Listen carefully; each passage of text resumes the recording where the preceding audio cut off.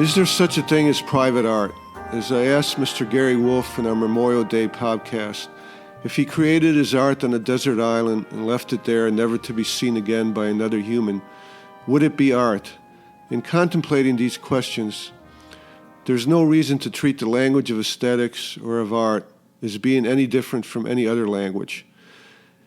The language of art and aesthetics is a means for humans to communicate, and thus they are languages, and our contemplations of them are contemplations of the meanings of words.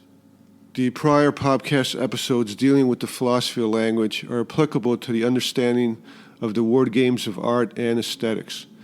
As language, aesthetics and art has the same existential and non-existential duality of meanings discussed in our philosophy of language podcast. To a solitary person stuck on a desert island, any creations they make, whether rational or irrational, are proof of their existence. Since they exist and continue to exist rather than to commit suicide, all of their creations will share in their self-love and thus the beauty of their existence. It gives meaning and thus power to their individual life, and thus is loved and is beautiful as long as their will to exist continues and is reflected in that creation. If at some point that creation represents hate or something that does not give meaning to that individual life, it will no longer be beautiful nor aesthetically pleasing. However, this existential private language is equivalent to the existential private meanings in all language that is something whereof we cannot speak and thereof must be silent. As soon as that individual creation is taken off the desert island and exposed to other individuals, there is a conflict between the will to power of the artists who created it and the will to power of other artists or of all individuals who view or who encounter it. This creates the problems of indeterminacy of language and translation of language created by the non-existential meanings of the use and usefulness of words necessary to solving these conflicting wills to power. At that point, art, aesthetics, and beauty become what is commonly called social constructs. However, as before, this does not mean they are arbitrary and random creations. Just as with any language word game, there is no meaning that is a thing in itself to be translated in art, or at least no meaning that is a thing in itself that we can discuss by means of language.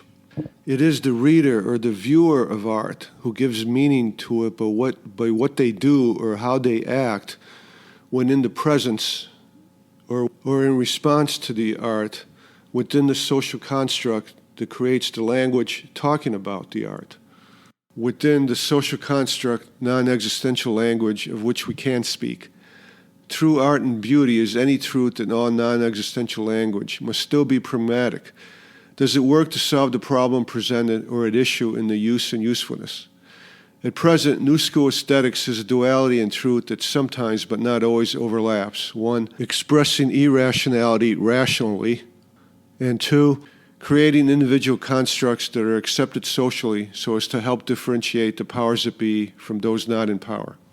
If and how long this duality will last, or if these two truths will become completely distinct and separate truths, is unknown at this time in history. According to philosophers such as Arthur Schopenhauer and Friedrich Nietzsche and even Ayn Rand, eventually there will be a complete split. The powerful or the master morality will create truth as language verbiage that is aesthetically pleasing, but that says nothing other than being a means to powers and an end in itself for the will of the powerful.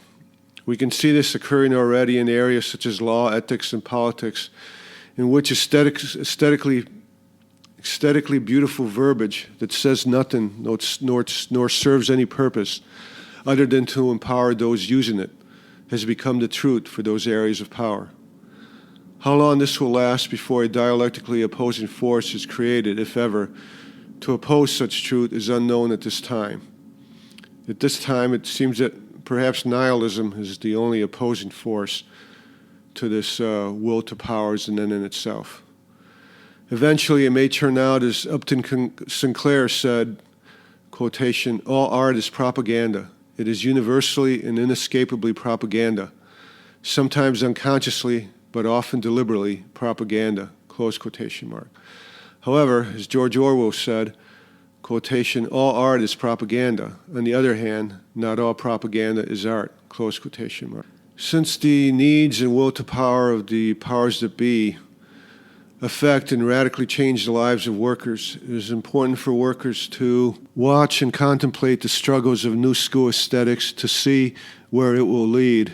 In the end and existentially, always remember, and workers should always remember, the words of the art critic Northrop Frye, quotation, the pursuit of beauty is much more dangerous nonsense than the pursuit of truth or goodness, because it affords a greater temptation to the egotistical, close quotation.